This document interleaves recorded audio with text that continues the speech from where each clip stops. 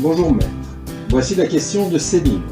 Quelles sont les différentes sources du Kobudo que nous pratiquons au club aujourd'hui? Je connais que les apports du Tenshin Shoden Katori Shintoryu et les katas du Yaido Yoseikan. Mais je me sens bien inculte sur le sujet. Bonjour Céline, merci pour cette question qui est très intéressante. D'abord, précisons pour Kobudo. Kobudo, il s'agit de budo ancien.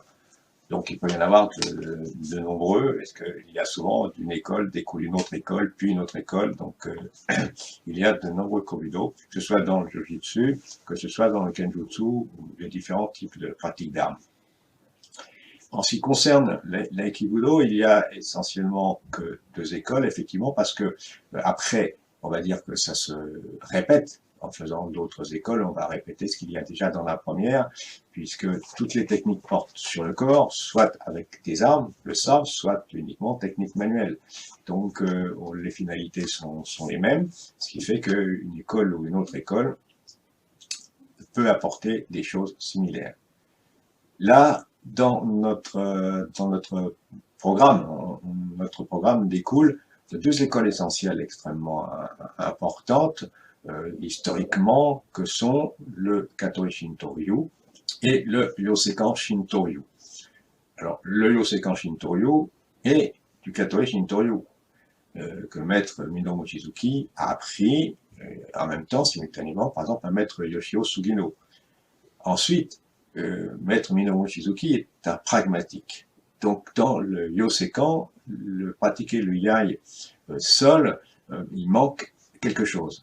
On est face au vide, et c'est donc on rentre dans un autre domaine un petit peu, où on travaille sur le mental, seul, c'est un peu zen. Alors que là, il s'agit de faire un travail où on va avoir la sensation d'un adversaire, d'un partenaire. On va sentir où on coupe, quelle est la force qui s'exprime en face, quels sont les risques que l'on a lorsque l'on est en face. Et donc, il était nécessaire pour Minoru Mochizuki que son kata puisse avoir cette correspondance avec la réalité, en pragmatique. Et ce qui fait des katas très importants.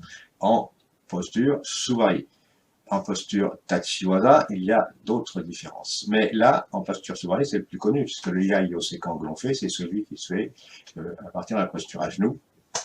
Et là, c'est le mode, l'origine de ces travaux à partir de la posture à genoux sont le mode de vie de l'époque moyenâgeuse, jusqu'à encore d'ailleurs aujourd'hui, même encore aujourd'hui au Japon, beaucoup vivent dans cette manière-là, à genoux, pour manger à table ou pour plein d'autres raisons.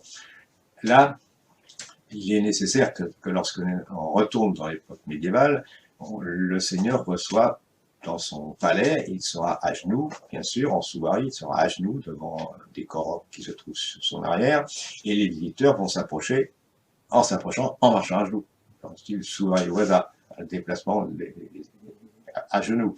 Et arriver face à face, à une certaine distance, bien évidemment, ils peuvent s'approcher, suivant leurs conditions sociales, s'approcher plus ou moins de leur vis-à-vis, mais malgré tout en conservant une certaine distance de sécurité. Et de là peut démarrer une attaque. C'est à main nue, on va se retrouver dans l'aikijutsu. Si c'est avec un sabre, on va se retrouver dans le yai à ce moment-là. Donc, c'est une situation que l'on retrouve dans toutes les écoles martiales.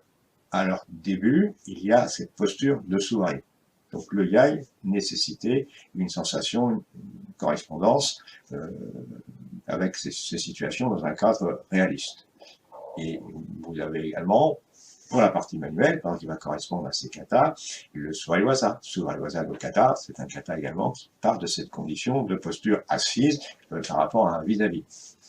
Nous, aujourd'hui, on va faire autour d'une table de bar, on sera assis sur une chaise, et peut-être qu'on se lèvera et balancera la chaise. Mais il y a toujours un récit qui existe, et c'est cette condition de vie classique. Les deux techniques apportent un complément à chaque fois, mais il n'y a pas de nécessité à multiplier le nombre d'écoles anciennes, puisque de toute façon, elles repasseront par certains chemins identiques, mais peuvent écarter vers d'autres directions qui ne seront pas utiles, qui peuvent être négatives par rapport à l'enseignement de fond de ce qu'est l'aïkibudo, qui est donc une manipulation du corps, une action périphérique de la gesticulation du corps, et surtout en harmonie avec les lois universelles. Ça, c'est important, et là, on ne peut pas inventer n'importe quoi, il faut se rabattre sur le réalisme. Là, il n'y a pas d'autres écoles, il n'y a pas d'autres cours plutôt, associés à l'aïkibudo.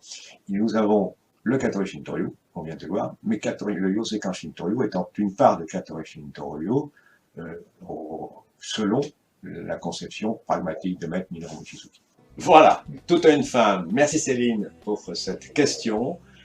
Chacune de ces questions, bien sûr, mériterait un peu plus d'explication ou de développement, mais le temps ne nous le permet pas. Je vous dis donc rendez-vous pour le prochain échange.